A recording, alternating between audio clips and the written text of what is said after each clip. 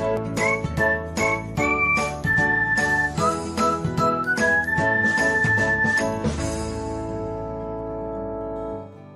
everyone, welcome back to another episode of Technologyglance. Today, in this video, I'm going to guide you through how you can don't allow tags on Instagram. So, let's get started. Firstly, open Instagram app in your device. Then tap on profile icon.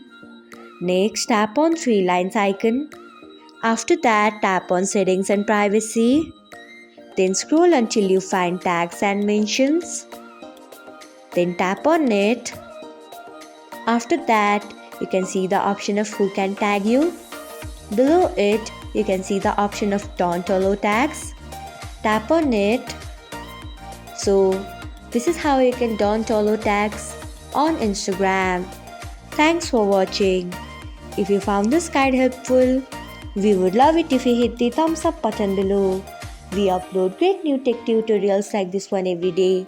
So, do not forget to subscribe to our channel and hit the bell icon so that you will never miss another update.